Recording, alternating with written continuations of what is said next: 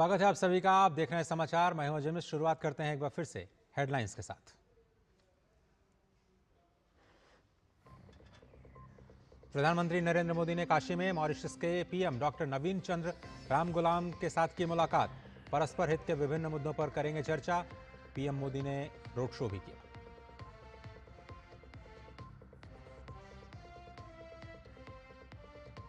उत्तराखंड के बाढ़ प्रभावित इलाकों का हवाई सर्वेक्षण करेंगे प्रधानमंत्री नरेंद्र मोदी। सीएम धामी और आला अधिकारियों के साथ आज ही करेंगे उच्च स्तरीय समीक्षा बैठक।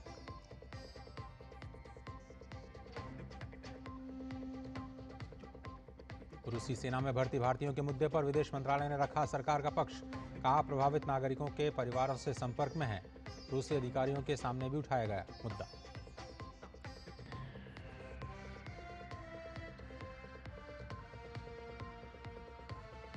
नेपाल की राजधानी काठमांडू में शुक्रवार की सुबह तक बढ़ाया गया कर्फ्यू। राजनीतिक संकट खत्म करने पर माथापच्ची जारी। अपने लोगों को सुरक्षित निकालने में जुटी है भारत सरकार।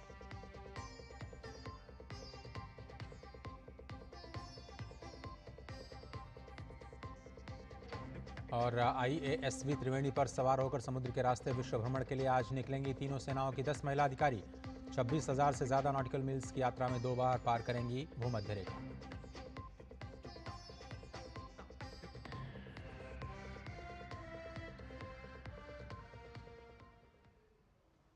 और समाचारों को देखते हैं एक बार फिर से विस्तार से। प्रधानमंत्री नरेंद्र मोदी वाराणसी में मॉरिशस के प्रधानमंत्री डॉक्टर नवीन चंद्र रामगुलाम से आज उन्होंने होटल ताज में मुलाकात की है। भारत मॉरिशस के बीच होने वाली द्विपक्षीय वार्ता में दोनों ही नेता शामिल होंगे। प्रधानमंत्री ने इसी वर्ष मार्च महीने में मॉरिशस की राजकीय यात्रा की थी।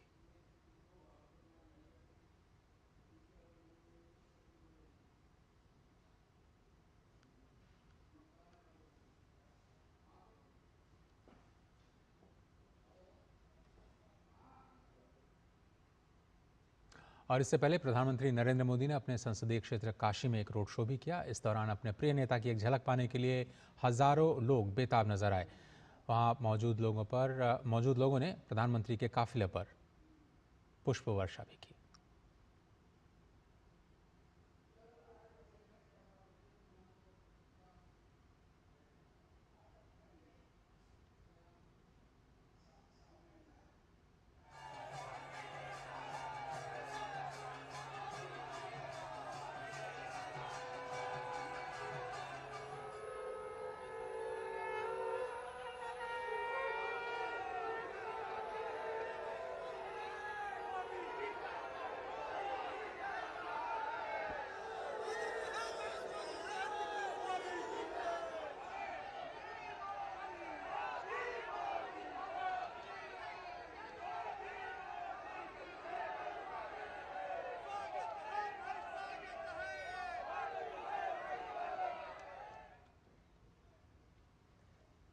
वाराणसी में मॉरिशस के प्रधानमंत्री रामगुलाम काशी विश्वनाथ मंदिर और पवित्र गंगा घाट जैसे प्रतिष्ठित स्थलों का भी दौरा करेंगे और शहर की आध्यात्मिक और सांस्कृतिक अनुभूति को करीब से महसूस करेंगे। आइए आपको दिखाते हैं ये रिपोर्ट। मॉरिशस के प्रधानमंत्री डॉक्टर नवीन चंद्र रामगुलाम का वाराणसी में भव्य स्वागत किया गया। उन्हें गार्ड ऑफ ऑनर दिया गया तो वहीं हवाई अड्डे पर उनके स्वागत में भारत की समृद्ध विरासत को पारंपरिक और सांस्कृतिक प्रस्तुतियों के माध्यम से दर्शाया गया। दरअसल आध्यात्मिक दृष्टिकोण के अलावा प्रधानमंत्री नरेंद्र मोदी के संसदीय क्षेत्र के रूप में भी वाराणसी का अपना एक अलग महत्व है। ऐसे में मॉरिशस के प्रधानमंत्री की यात्रा में इसे बेहद अहम पड़ाव माना जा रहा है। वाराणसी में प्रधानमंत्री रामगुलाम काशी विश्वनाथ मंदिर और पवित्र गंगा घाट जैसे प्रतिष्ठित स्थलों का दौरा करेंगे और शहर की आध्यात्मिक और सांस्कृतिक अनुभूति को करीब से महसूस करेंगे। मॉरिशस के प्रधानमंत्री की ये यात्रा भारत मॉरिशस संबंधों के लिहाज से भी बेहद महत्वपूर्ण है। दरअसल मॉरिशस में बड़ी संख्या में प्रवासी भारतीय रहते हैं। ऐसे में ये यात्रा भारत और मॉरिशस के बीच गहरे ऐतिहासिक और सांस्कृतिक संबंधों को भी रेखांकित करती है। मॉरिशस के प्रधानमंत्री की वाराणसी यात्रा के न केवल कूटनीतिक बल्कि प्रतीकात्मक तौर पर भी गहरे मायने हैं। ये दोनों देश के लोगों के बीच गहरे जुड़ाव को तो दर्शाती ही है, साथ ही कूटनीतिक दृष्टिकोण से भी अहम है। अपनी भारत यात्रा के दौरान मॉरिशस के प्रधानमंत्री वाराणसी के बाद अयोध्या, तिरुपति और मुंबई भी जाएंगे। डॉक्टर नवीन चंद्र राम गुलाम एक बिजनेस कार्यक्रम में भी हिस्सा लेंगे। इस साल की शुरुआत में प्रधानमंत्री नरेंद्र मोदी की मॉरिशस यात्रा के बाद ये यात्रा भारत मॉरिशस के संबंधों में एक नया अध्याय जोड़ेगी। प्रधानमंत्री राम गुलाम की यात्रा शांति, प्रगति और समृद्धि के लिए साझा दृष्टिकोण को एक नया आयाम देगी। वाराणसी से अक्षय डोंगरे की रिपोर्ट, डीडी न्यूज। वाराणसी में आज विदेश सचिव विक्रम मिस्री ने मॉरिशस के प्रधानमंत्री डॉक्टर नवीन चंद्र राम गुलाम के साथ मुलाकात की। इस दौरान विदेश सचिव ने मॉरिशस के प्रधानमंत्री के साथ कई महत्वपूर्ण मुद्दों पर चर्चा की।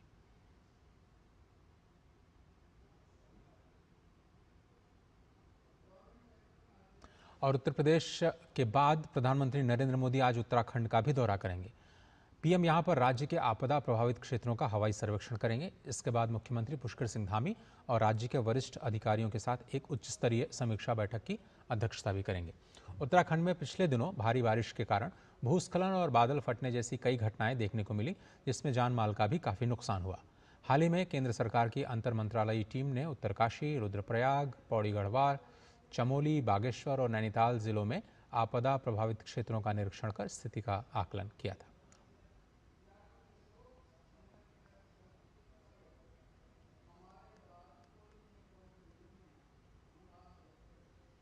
आज उत्तराखंड में बाढ़ प्रभावित क्षेत्रों का हवाई सर्वेक्षण करेंगे प्रधानमंत्री। अपने वाराणसी दौरे के तुरंत बाद वो करीब शाम 4 बजे उत्तराखंड के लिए निकलेंगे और मुख्यमंत्री धामी के साथ राज्य में जो बचाव कार्य किए जा रहे हैं उनकी समीक्षा करेंगे। आपको याद होगा हिमाचल की यात्रा के दौरान उन्होंने 1500 करोड़ रुपए के पैकेज का ऐलान किया था। उम्मीद ये जताई जा रही है कि उत्तराखंड को भी कुछ इसी तरह की आर्थिक मदद का ऐलान किया जा सकता है। उस पर हमारी निगाह रहेगी। आगे बढ़ते हैं। रूसी सेना में भर्ती भारतीयों के बारे में मीडिया द्वारा पूछे गए सवाल पर विदेश मंत्रालय ने अपनी प्रतिक्रिया दी है। सरकार का पक्ष रखते हुए उन्होंने कहा, विदेश मंत्रालय ने इस मामले को काफ़ी गंभीर मानते हुए भारतीय नागरिकों से रूस की सेना में शामिल न होने की अपील भी की है। विदेश मंत्रालय ने कहा कि हाल ही में रूसी सेना में भारतीय नागरिकों की भर्ती होने की खबरें देखी गई हैं। सरकार ने पिछले 1 साल में कई मौक़ों पर भारतीय नागरिकों को आगाह करते हुए इस तरह की कार्रवाई में निहित जोखिमों और ख़तरों को भी रेखांकित किया है। सरकार ने मॉस्को और दिल्ली दोनों जगहों पर रूस के भी अधिकारियों के साथ इस मामले को उठाया और अनुरोध किया कि इस प्रथा को समाप्त किया जाए और भारतीय नागरिकों को रिहा किया जाए। विदेश मंत्रालय के अनुसार वो प्रभावित भारतीय नागरिकों के परिवारों के संपर्क में है। भारत के थल सेना, वायुसेना और नौसेना की 10 महिला अधिकारियों ने एक दल आज इतिहास रचने के लिए निकल रहा है। ये दल मुंबई के गेटवे ऑफ इंडिया से भारतीय सेना के नौकायन पोत IASV त्रिवेणी पर सवार होकर के विश्व भ्रमण के लिए रवाना होगा। इस अभियान को रक्षा मंत्री राजनाथ सिंह वर्चुअल तरीके से हरी झंडी दिखा करके रवाना करेंगे। लेफ्टिनेंट कर्नल अनुजा वरुड़कर के नेतृत्व वाले इस दल में सेना के 5, वायुसेना के 4 और नौसेना की 1 महिला अधिकारी है। ये पहली बार है कि भारतीय सशस्त्र बल संयुक्त रूप से किसी जल यात्रा मिशन का नेतृत्व कर रहा है। ये पहली बार है कि भारतीय सशस्त्र बल संयुक्त रूप से किसी जल यात्रा के इस मिशन का नेतृत्व कर रहे हैं, जिसमें ये अधिकारी 26,000 से ज़्यादा नॉटिकल मील्स की समुद्री यात्रा करेंगी। इस दौरान वो 2 बार भूमध्य रेखा को पार करेंगी और 3 प्रमुख केप ल्यूविन, केप हॉर्न और केप ऑफ गुड होप को पार करेंगी। इस मिशन में वे प्रमुख महासागरों से होकर गुजरेंगी और ड्रैक पैसेज जैसे दुनिया के सबसे खतरनाक समुद्री इलाकों में भी ये यात्रा करेंगे। यह अभियान लगभग 9 महीने में पूरा होने की संभावना है, जिसके दौरान टीम 4 विदेशी बंदरगाहों पर रुकेगी और मई 2026 में मुंबई वापस लौटेगी।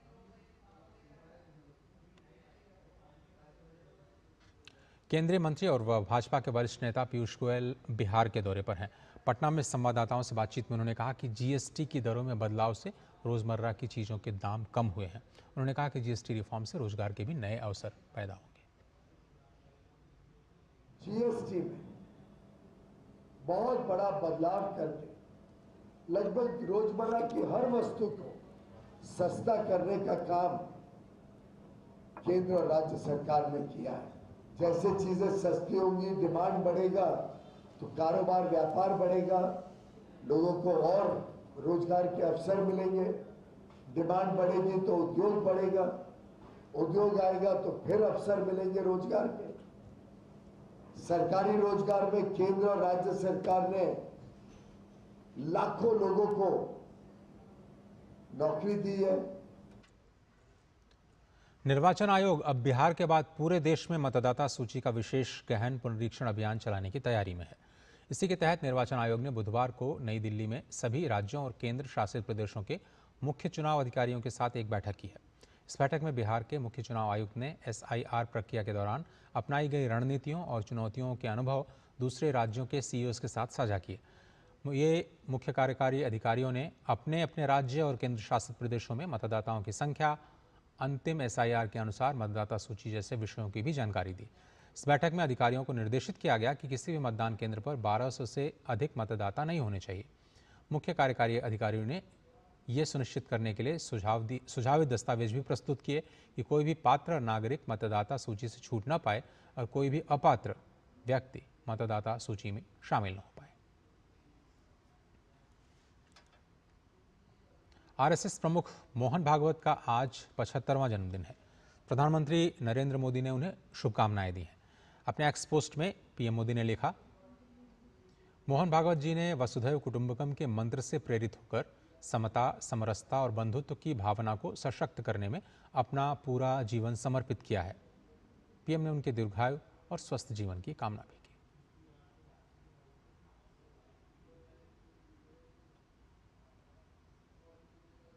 और प्रधानमंत्री नरेंद्र मोदी ने RSS प्रमुख मोहन भागवत पर एक विशेष संदेश भी लिखा। प्रधानमंत्री ने भागवत के परिवार से अपने पुराने संबंधों का उल्लेख करते हुए उनके पिता मधुकर राव भागवत के योगदान को भी याद किया।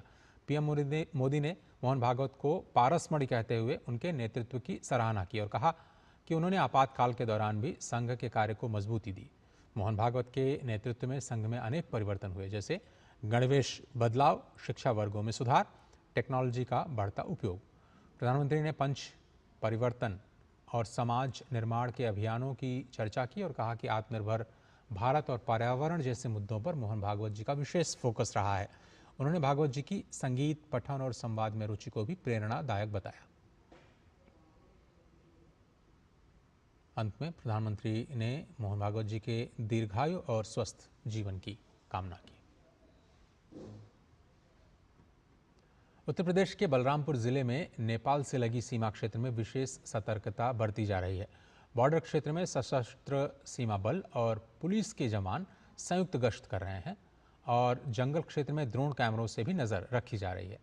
सीमा पर सशस्त्र सीमा बल के 22 चौकियों पर अतिरिक्त पुलिस और PSC को तैनात किया गया है। नेपाल बॉर्डर जनपद बलरामपुर का सीमावर्ती अंतर्राष्ट्रीय सीमा शेयर करता है। जनपद बलरामपुर की पुलिस पूरी तरह से सजग है और हम लोग SSB के साथ मिलकर वहाँ पे पैदल गश्त कर रहे हैं। एक्स्ट्रा फोर्स वहाँ डिप्लॉय किया गया है। मुख्यालय से 2 कंपनी PSC प्राप्त हुई है और साथ में सिविल पुलिस का कंटिंजेंट डिप्लॉय किया गया है। इसके अलावा जो एकमात्र एंट्री पॉइंट है वहाँ भी 1.5 सेक्शन पुलिस बल 24 घंटे डिप्लॉय किया गया है और हम लोग ड्रोन के माध्यम से भी पूरे बॉर्डर क्षेत्र में निगरानी रखे हुए हैं। बुलेटिन में एक छोटा सा ब्रेक लेते हैं, देखते रहिए समाचार।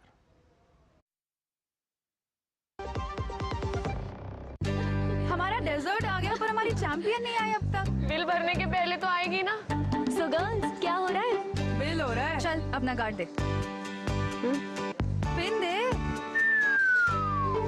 RBI कहता है अपना पिन, OTP, CVV या इंटरनेट बैंकिंग पासवर्ड किसी को ना दे। ऑनलाइन बैंकिंग सिर्फ अपने ही कंप्यूटर, मोबाइल और सिक्योर नेटवर्क से करें। हाँ, ये खाने की चैंपियनशिप थी क्या?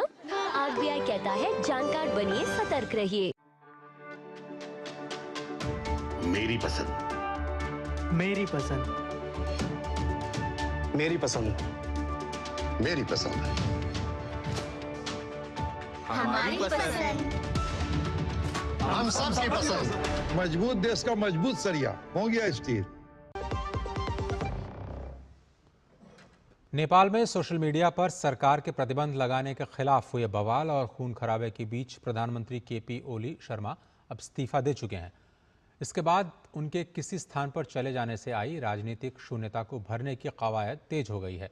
आंदोलन का नेतृत्व करने वाले जेनजी समूह में शामिल युवाओं ने कई नामों पर अपना विचार व्यक्त किया है। नेपाल की सेना के हाथ में अभी नेपाल की कमान है और देश को पटरी पर वापस लाने के लिए फिलहाल अंतरिम सरकार के चयन पर विचार विमर्श हो रहा है। बुधवार देर रात तक अंतरिम प्रमुख के नाम पर माथापच्ची जारी रही। इससे पहले मंगलवार को हिंसा की लपटों में सिंह दरबार, संसद और सर्वोच्च न्यायालय की इमारतें भी जलकर खाक हो गईं और देश भर में पार्टी कार्यालयों, मीडिया, स्कूलों और निजी आवासों पर भी हमले हुए थे। नेपाल के स्वास्थ्य और जनसंख्या मंत्रालय ने जानकारी दी है कि देश भर में हुए हिंसक जेन जेड प्रदर्शनों में अब 30 लोगों की मौत हो चुकी है और 1600 से ज़्यादा लोग घायल हुए हैं। मंत्रालय के प्रवक्ता डॉक्टर विकास देवकोटा के मुताबिक देश के 29 अस्पतालों से जुटाए गए आंकड़ों के आधार पर यह जानकारियां दी गईं। अब तक 1611 लोगों का इलाज किया गया, जिसमें से 274 लोग अब भी भर्ती हैं जिनका इलाज चल रहा है। इसके अलावा 56 लोगों को गंभीर स्थिति के कारण दूसरे अस्पतालों में रेफर किया गया है, जबकि 719 लोग इलाज के बाद घर लौट चुके हैं। सबसे ज़्यादा 436 मरीजों का जो इलाज है वो सिविल सर्वेंट्स अस्पताल में हुआ, जबकि 161 लोग ट्रॉमा सेंटर और 109 लोग एवरेस्ट अस्पताल में भर्ती हुए थे। नेपाल में हिंसक प्रदर्शनों के कारण फंसे यात्रियों की मदद के लिए एयर इंडिया और इंडिगो आज भी विशेष उड़ानों का संचालन कर रही हैं। एयर इंडिया के दिल्ली से काठमांडू और वापसी के लिए विशेष उड़ानों का संचालन जारी है। इसी के साथ नियमित उड़ान भी बहाल कर दी गई है। एयर इंडिया ने इस त्वरित व्यवस्था के लिए सरकार और अन्य एजेंसियों का आभार व्यक्त किया है। साथ ही यात्रियों से आग्रह किया है कि एयरपोर्ट पहुंचने से पहले वो फ्लाइट का स्टेटस ज़रूर चेक कर लें। इसके अलावा किसी भी जानकारी के लिए 011-693-29-333 और 011-693-29999 इन नंबर्स पर कॉल करने का सुझाव दिया गया है। इसके साथ ही इंडिगो की स्थगित उड़ान सेवाएं भी आज फिर से शुरू हो रही हैं। इंडिगो आज से काठमांडू के लिए और वहां से वापसी की निर्धारित उड़ानें फिर से शुरू कर रही है। इसके अलावा इंडिगो 2 विशेष उड़ान सेवा भी संचालित करेगा। जम्मू कश्मीर के सेब उत्पादकों के सशक्तिकरण के लिए केंद्र सरकार ने एक और कदम आगे बढ़ाया है। इस कड़ी में 13 सितंबर से कश्मीर घाटी के बड़गाम से दिल्ली के आदर्श नगर स्टेशन के लिए रेलवे दैनिक पार्सल ट्रेन सेवा की शुरुआत कर रहा है। रेल मंत्री अश्विनी वैष्णव ने ट्वीट कर बताया कि जम्मू कश्मीर लाइन चालू होने के कारण कश्मीर घाटी में कनेक्टिविटी बेहतर हुई है।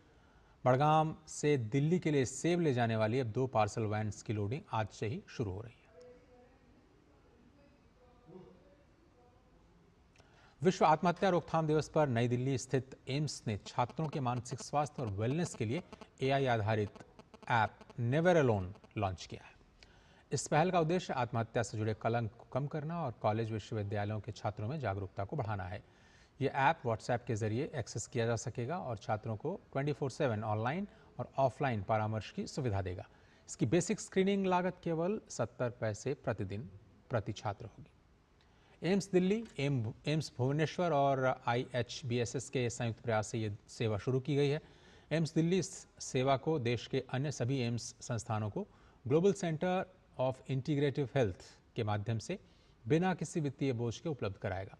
विश्व स्वास्थ्य संगठन यानी WHO के अनुसार हर साल लगभग 7.27 लाख लोग आत्महत्या करते हैं, यानी औसतन हर 45 सेकंड में एक व्यक्ति अपनी जान ले लेता है। इनमें से लगभग 73% आत्महत्याएं निम्न और मध्यम आय वर्ग वाले देशों में होती हैं।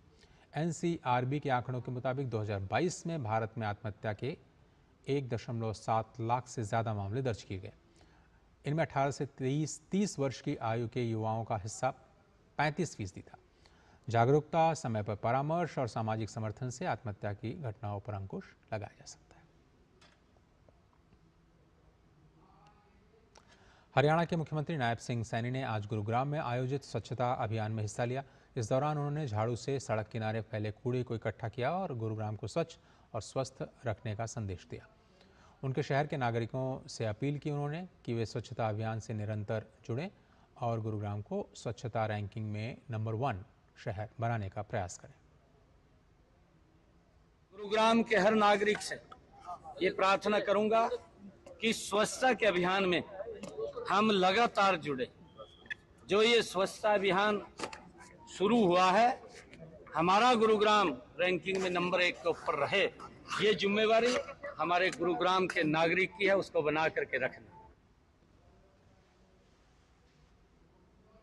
क्रिकेट की एशिया कप प्रतियोगिता में 14 सितंबर को होने वाले भारत पाकिस्तान क्रिकेट मैच को रद्द करने की मांग वाली याचिका पर सुप्रीम कोर्ट ने जल्द सुनवाई से इनकार किया है। सुप्रीम कोर्ट ने कहा कि ये एक मैच है, इसे होने दीजिए। याचिकाकर्ताओं की ओर से वकील ने रविवार को क्रिकेट मैच होने का हवाला देते हुए कोर्ट से इस अर्जी पर जल्द सुनवाई की मांग की थी। जस्टिस माहेश्वरी की अध्यक्षता वाली बेंच ने इस मांग को ठुकराते हुए कहा कि इसमें क्या अर्जेंसी है, अगर मैच हो रहा है तो उसे होने दीजिए, हम इसमें क्या कर सकते हैं। भारत ने एशिया कप 2025 में धमाकेदार शुरुआत की है। टीम ने यूएई के खिलाफ 58 रनों का टारगेट सिर्फ 27 गेंदों में हासिल कर लिया। ये भारत का सबसे तेज रन चेज है। अभिषेक शर्मा 30 रन बनाकर आउट हुए, जबकि शुभमन गिल 20 रन पर नाबाद लौटे। बुधवार को दुबई इंटरनेशनल स्टेडियम में भारत ने टॉस जीतकर गेंदबाजी चुनी। यूएई 13.1 ओवर में 57 रन पर ऑल आउट हो गई। टीम ने आखिरी 8 विकेट 28 रन बनाने में गंवा दिए। ओपनर आलिशान शराफ ने 22 और कप्तान मोहम्मद वसीम ने 19 रन बनाए। भारत की ओर से कुलदीप यादव ने 4 विकेट झटके, शिवम दुबे ने 3 विकेट लिए। भारतीय टीम की ओर से अभिषेक शर्मा ने 30 रन बनाए और उसके बाद वो पवेलियन वापस गए। समाचार के इस बुलेटिन में सिर्फ इतना ही। खबरों का सिलसिला लगातार जारी है। दीजिए इजाजत, नमस्कार।